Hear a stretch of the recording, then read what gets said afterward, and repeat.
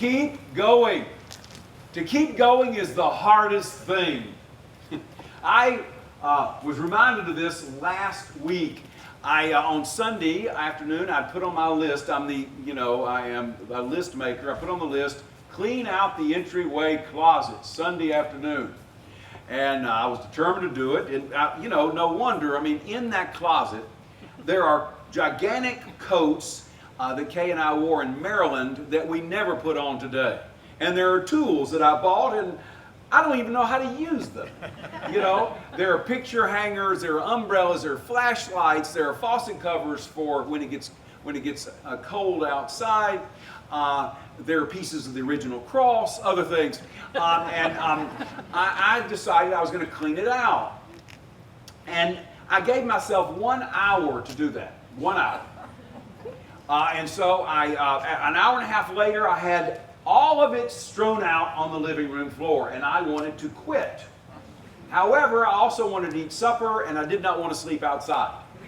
So I did what you're supposed to do. I took one big black bag, and I put stuff in there that really would have a better home with someone else. Then I made another big bag that just needed to be thrown out. And then I began to consolidate things, put things together. And a miracle happened. When I put everything back into the closet, it had gotten bigger. The closet had expanded. I said, oh my goodness, But I wanted to quit, but I kept going. Now that's a trivial example from my life. But let me give you one that's not trivial. My first call in ministry, I quickly resigned. Most people don't know that. But when I was called into the ordained ministry, the first call I had, I resigned. Kay and I, before, had this kind of nice little ordered life. I taught English, and I coached football and basketball and tennis. Kay worked in the little rural hospital as a nurse. Our kids had their little bitty country school.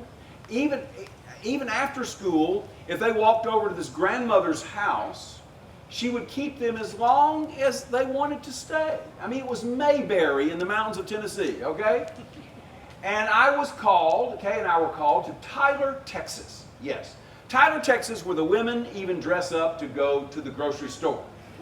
Tyler, Texas, where on the first day we were there, we realized that the women had more jewelry on their arms, on their ears, and on their necks than my wife had in her entire dresser.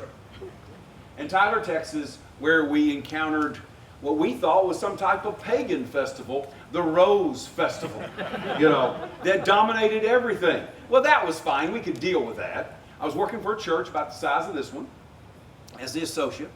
And so time went on, but what went downhill very fast is that our two boys began to have a recurrence of asthma.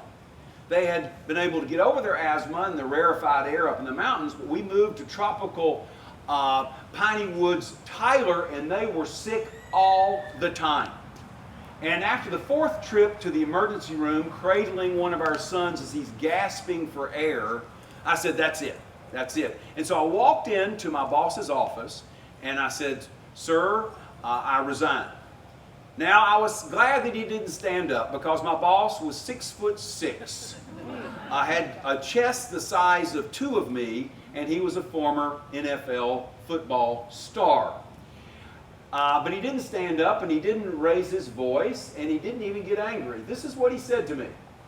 He said, Pat, load Kay and the kids up in the car and go back to your old home and see if you're being called there. That's all he said. Man, I was jumping for joy. I mean, I almost ran home and told Kay, we can get out of here. And so we loaded the kids up in the car, and we drove back up to our little hamlet in Tennessee. And sure enough, I was offered my same job. Kay was offered the same job in that hospital. Kids could get right back in their little school. The grandmother was still situated there. All was right in Mayberry. But as we began to drive home, as we drove home, we're coming down the mountain, Kay turned to me in one of the most prophetic utterances to me in our marriage. She said, Pat, I think it has shrunk.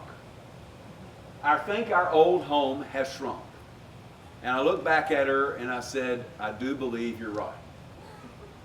That our old life didn't fit us any longer. And we had to go forward, even though it was going to be hard, even though it was going to be very different. We couldn't quit. We had to keep going into the future God had for us. The expansive future that God had for us. You see? She was right. And that path eventually brought us to you. That's the way it works with the Lord.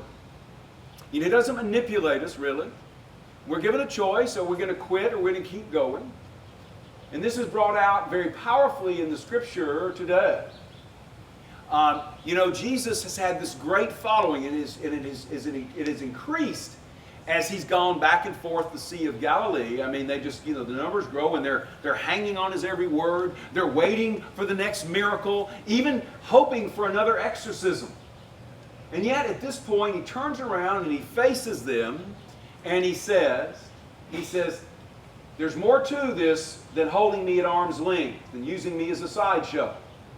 You must eat my flesh and drink my blood, so that I can have a part in you and you can have a part in me.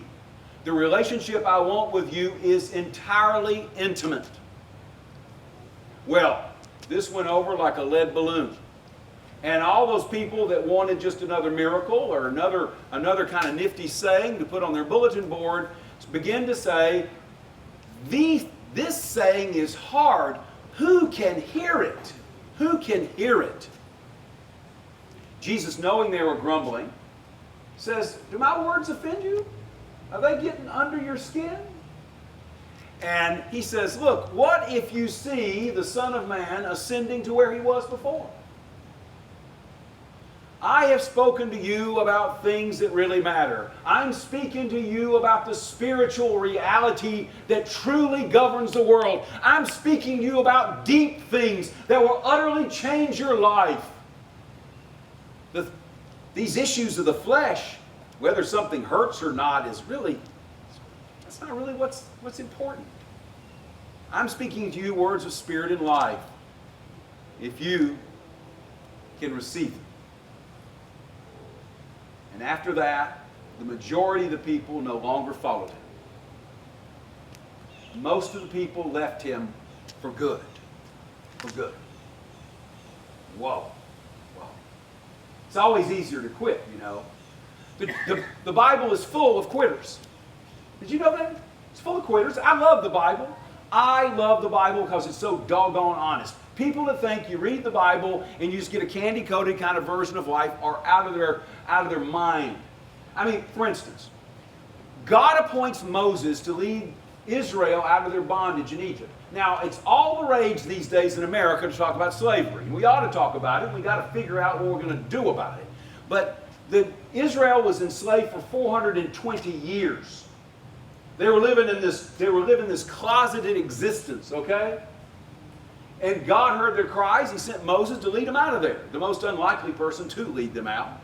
Wanted for murder, for goodness sake. But he leads them out. Once he leads them out, guess how many times Israel pleads to go back to slavery? How many times? Take a guess. How many times? What? 7's a pretty good number. What else? You guys are a bunch of wimps. Nobody's going to say anything? 10 times. 10 times. 7 times in Exodus, 3 times in Numbers. I went through the whole thing to read it. So think about this for a minute. Think about this. You've been delivered from this plodding life of slavery into an expansive future. Oh yeah, it's hard. It's unknown. You don't know what's around the corner. But you want to go back? 10 times. Not once, 10. And how about when, very early in the sojourn, in the wilderness, the people end up right on the edge of the Holy Land. The land promised to Abraham and Isaac and Jacob and to them. They're right there. And so Moses gets his commandos together, his best soldiers, and he sends them over there on a clandestine mission to see, how they're going to take this place, Sends them over. All of them but 2 of them, all but 2 come back and go, oh my goodness, boss, there's no way.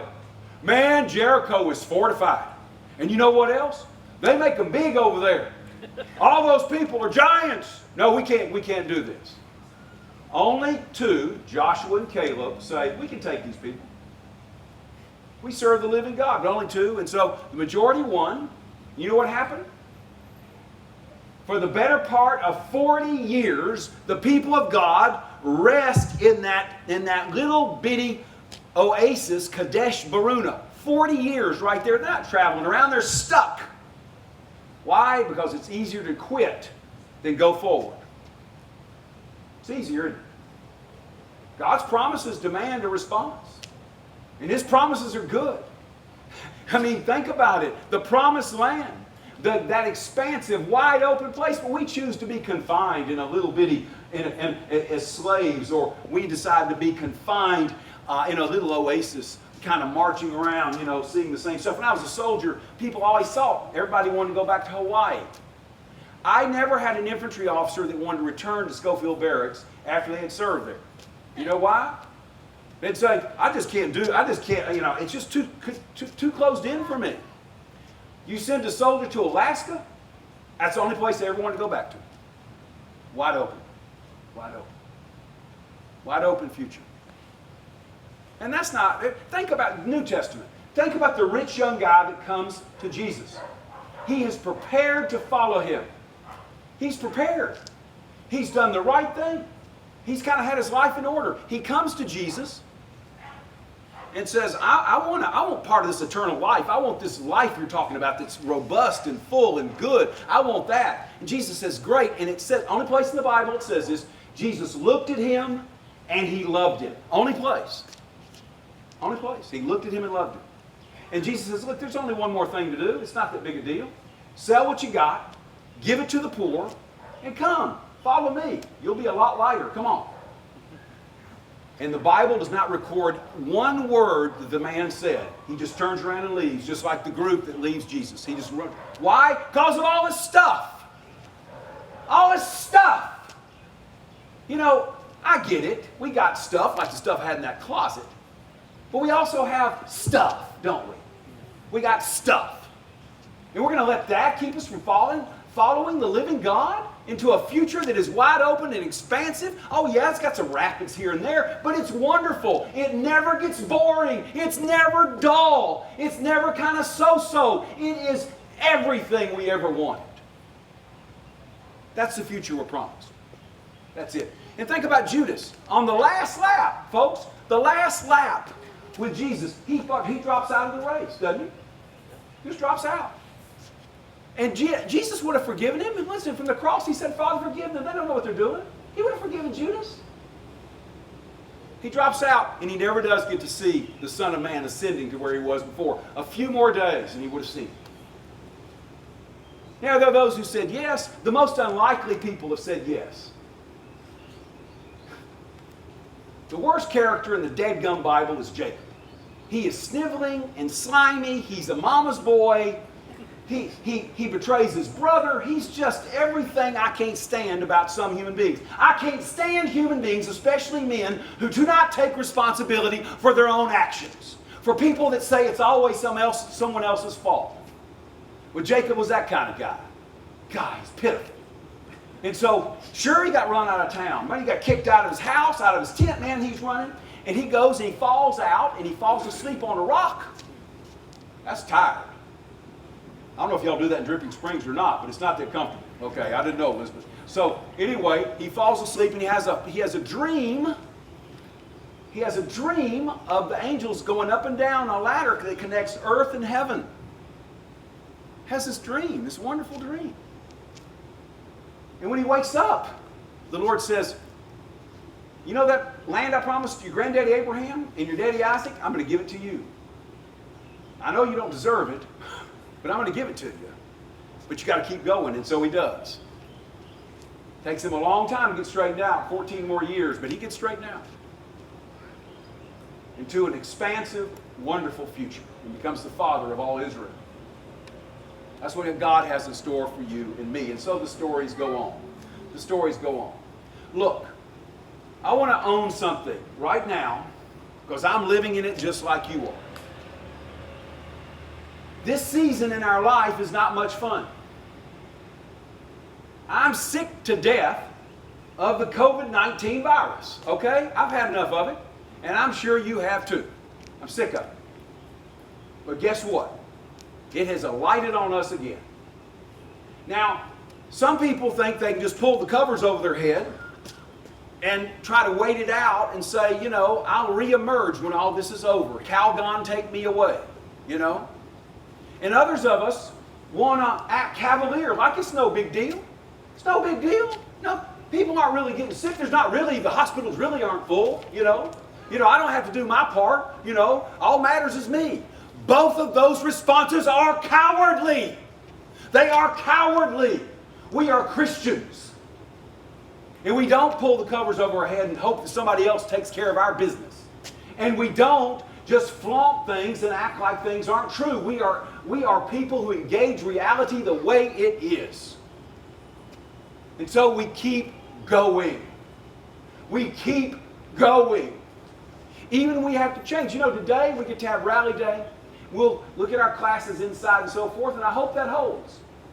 I hope it holds. It may not. If it doesn't, we'll do something else. Why? Because we're Caleb. Because we're Joshua. And we're not going to wimp out in the face of anything the world throws at us. We'll just change. Can you say amen to that? Amen. I want to assure all you young people especially, but all of us people that aren't this young as well. God has promised through His Son, Jesus Christ, that we have a future before us that's beyond anything we can imagine. To settle for something less is just pitiful. Don't do it. Don't go back into slavery. Don't go back into your closet. When St. Paul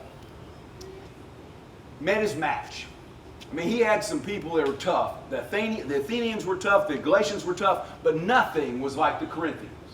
To go to Corinth was like to end up trying to preach the gospel in the middle of Austin. Everybody knows best. Everybody's completely enlightened. Everybody's with it. And in the first letter to the Corinthians, when he gets on his last kind of nerve, he says, I want you to know this. You need to know this before you turn away from this truth.